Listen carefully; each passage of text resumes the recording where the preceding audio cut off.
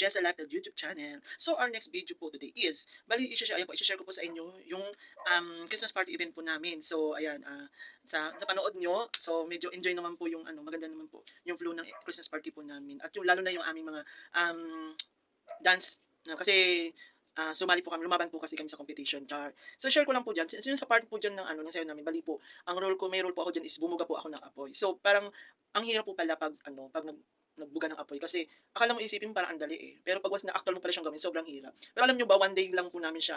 One day ko lang po siya na-train yung at that time. So linggo po siya. Then so sobrang dami kong pinagdaanan din kasi ang hirap makabili ng gas. Yes po, gas pong ginamit na diyan. So and then kinabukasan kasi by Monday is Christmas party namin. So syempre to practice kami ng sayaw. And then yung role ko na, yung part ko na is yung magbuga is yun parang ang medyo mahirap po talaga. So anong nangyari, ang ikwento ko lang po sa inyo yung pinagdaanan ko bago ko siya na-train yung pagbuga ng apoy. So ang ginawa po namin, naghanap kami sa mga tindahan na nagbebenta ng gas. So parang ang hirap makahanap. So wala talaga kami mabili. And then one time po, naalala ko dati kasi gumagamit kaming dibomba na hindi pa kasi super kalan yung gamit namin, kundi yung parang dibomba.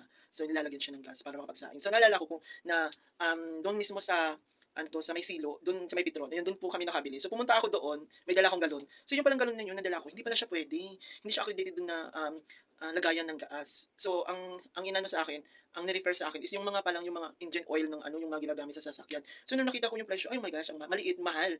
So may mga laman. So parang ang mangyari doon kay Kuya Pump Boy, siya, anihin mo yan. Sabi ko, sir, para lang makabili ako ng gas, sige bibilin ko na lang po din po yan, kahit hindi ko na magamit yung oil. Siya, alam mo, naawa siya. So ang ginawa niya is, naghanap siya doon sa nila, sa stock nila, kung meron silang mga empty na walang laman.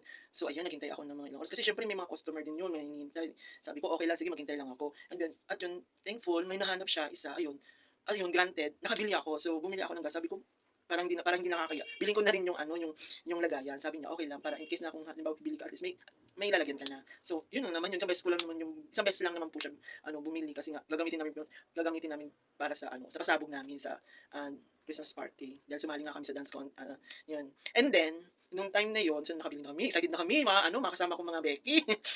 So, ang ginawa, ayun, kumbaga, nag-try muna ako ng one time, ininom ko yung gas, my goodness.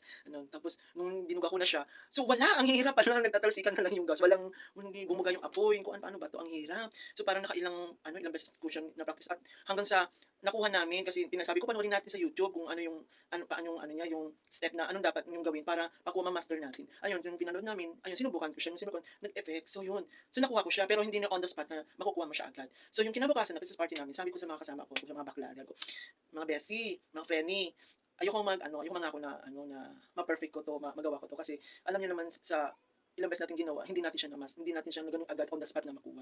So yung ginawa namin, yung ginawa ko, bala sana mag-practice bago kami sumalang. Wala na, alanganin na, parang ayun na, tinawag na kami ang pinakauna.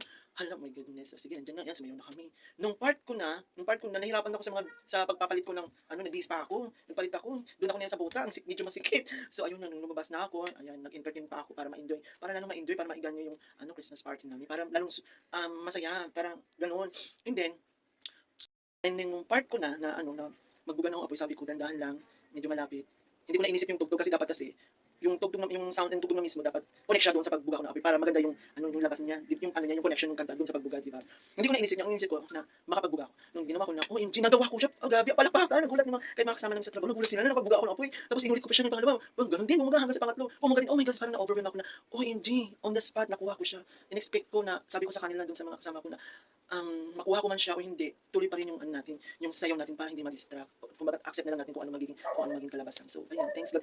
Parang feeling ko ginabayan ako at nakuha ko siya. Ayun, yun nga lang. So sa daming appreciation na tatanggap namin, sa mga kasama namin, sa mga comment nila na feeling nila ganun mangyari sa amin, ganun. So ayun na disappoint kasi hindi namin expect na magiging second place kami at iba naging champion na kumbaga hindi naman yung inasahan na yung expect sa sarili na mag-champion. Kasi sa mga tao mismo nang galing, sila mismo nagsabing na possible na daw talaga kasi ang ganda, kumbaga wala kang nakagawa kung kami lang yung nakagawa. So yun ang inisip namin, o sana nga. And then yun nga, tinawag, tapos ayun, may pakunting Miss Universe effect na mali yung naging second place. Kasi yung tinawag nila, yun yung second place. Dapat akala namin kami, yun pala. Yung second place sila pala yung champion, kami pala yung naging second place. Okay lang, tanggap naman. Tanggap naman namin yun. Yun nga lang, may bagay na hindi maganda doon sa ginawa. So okay lang yun, nandun na rin. Pero ang importante is, namin, kumbaga, naitawid namin yung dance na yung yung dance contest na yun. So, sobrang happy naman. So, ayan. So, yun lang po i-share ko sa ngayon mga friend kasi medyo galing pa ako work, medyo pagod. So, at ito pa paano, bago ito mag-end ang December, at least may na-upload naman ako ng bagong video. So, thank you mga friend sa papanood ng aking bagong video. And see you soon sa mga darating itong next year ng 2025. Abangan niyo po ang mga susunod na aking video. Thank you mga friend. Bye, see ya.